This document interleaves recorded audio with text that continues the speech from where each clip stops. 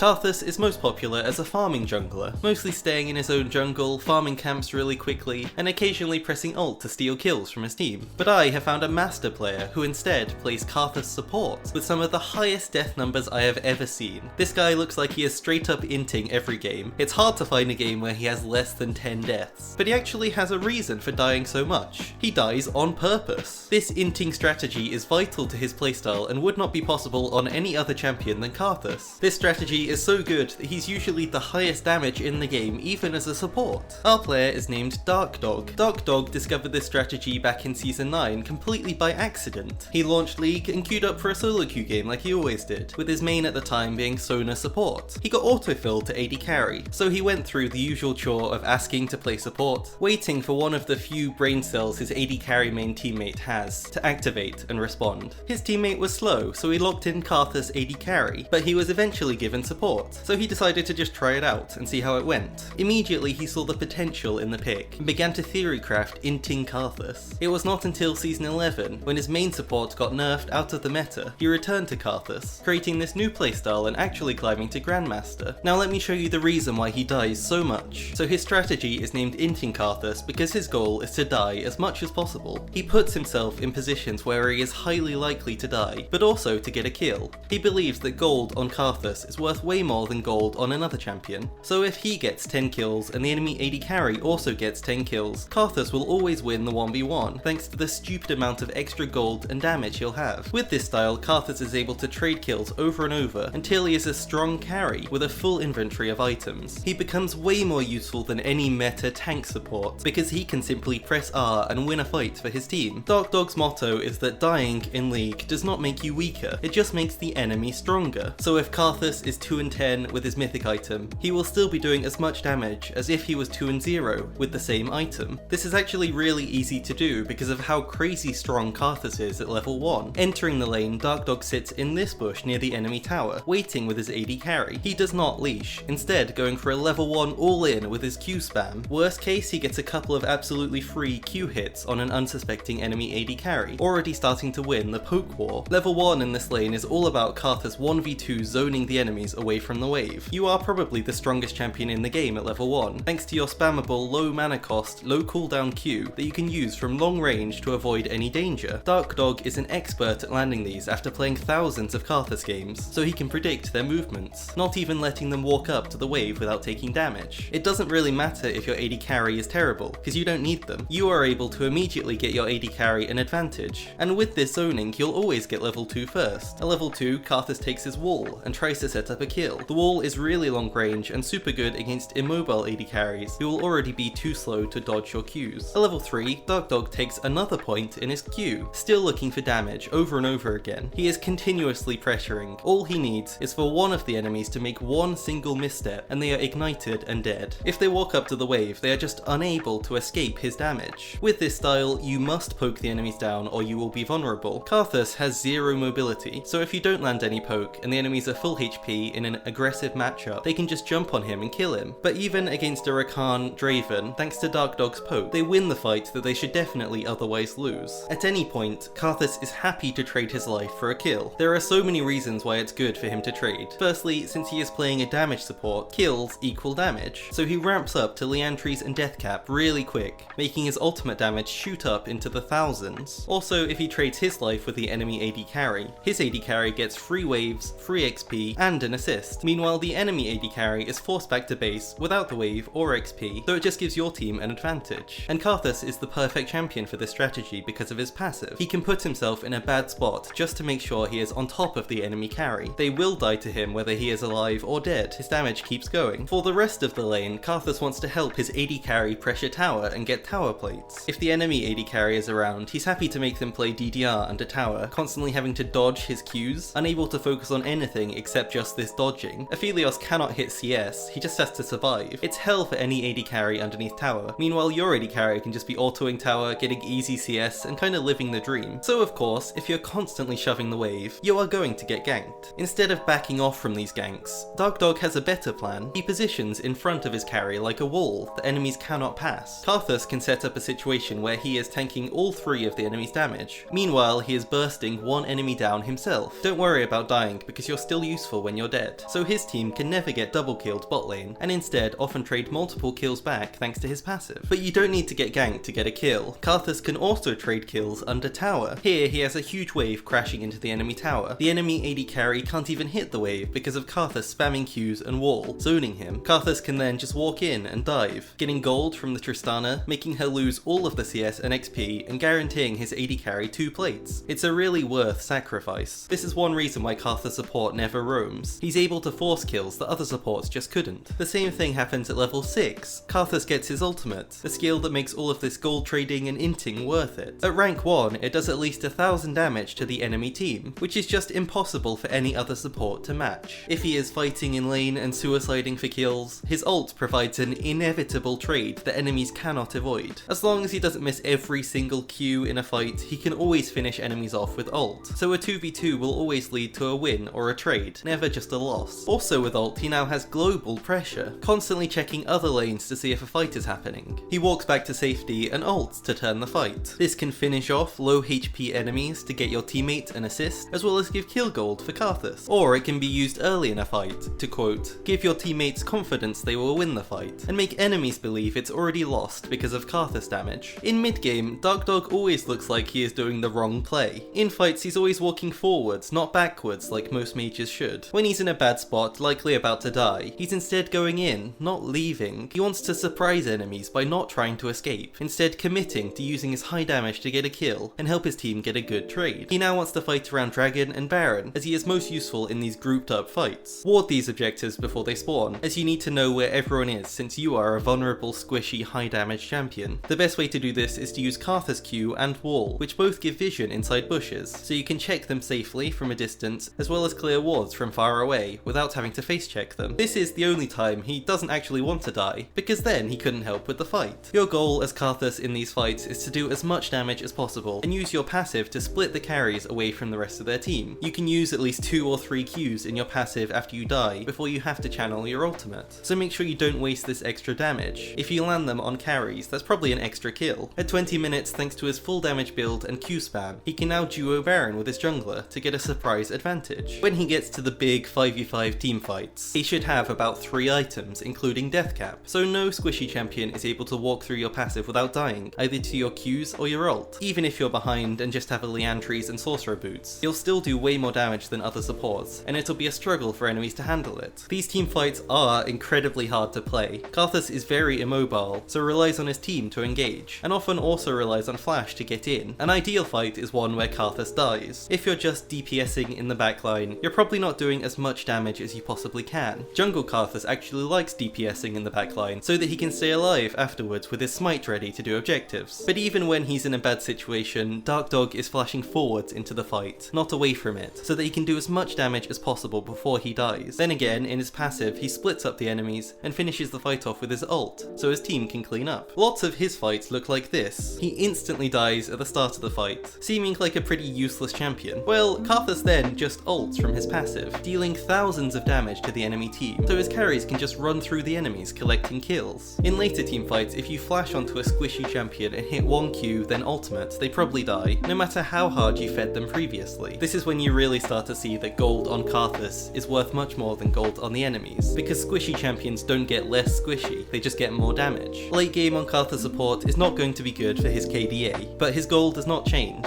Now with a stacked build full of AP items, Karthus just needs to find a way to get into enemies, do some damage, and then ult. Often even just using his ult will be enough to win a fight, because when you get to level 16, it does 970 damage to all 5 people with one single button. You are almost better than most of the carries on your team. He even has a strategy for when he's sieging towers. He waits for his team's wave to hit the tower, and then starts channeling his ult. This will do a lot of damage, likely pushing enemies back to their fountain to heal, so you can probably get a free inhib, or even better, if they stay around, they can easily be dived, and you can just end the game. A quick disclaimer, Darkdog has been banned 4 times total for this strategy. All of them were for 14 days, 2 of them on Smurf accounts, but then 2 on his main account, that were actually overturned by Riot's manual review. This was because the Karthus explained his strategy directly to them. He already had hundreds of games played of the strategy on this account, so they could see he was not actually trolling, which meant he was unbanned. If you queue up on your main account and get 20 deaths every game, it's quite likely you will be banned, so be very careful trying this strategy. He also made us a tier list of matchups, with the easy supports to beat all the way to the big counters like Pyke or Xerath, which are usually his favourite bans. Specifically, Karthus Support can either be a complete 1v9 champion or absolutely useless depending what champions are in the game. If the enemy team is 5 squishy champions, which is very common in solo queue, then it's really difficult for the enemies to have any chance of winning, as they'll be taking hundreds of damage just from you in every single fight. His full AP, quite expensive build starts with Spell Thief's Edge. By trading kills, he is able to quickly get to Leandries as well as Sorcerer Shoes, and then to Death Cap by the time he is teamfighting. According to him, a good time estimate for items: if you can have Sorcerer Shoes and Leandries before 14 minutes, then you're doing good. Death Cap should be around 20 to 22 minutes. After that, he buys Void Staff or Morellinomicon if he needs anti-healing. Oblivion Orb early isn't bad either, if you really need it, but just don't waste your gold if the healing won't win the enemies the game. There's a secondary build that replaces Death Cap with Demonic Embrace. He builds this versus tankier team comps, or if you're really far behind and can't afford to buy needlessly large rods. For his runes, Dark Harvest is great on supports for extra free damage. Ghost Porrow gives him even more vision since the game's so risky without it.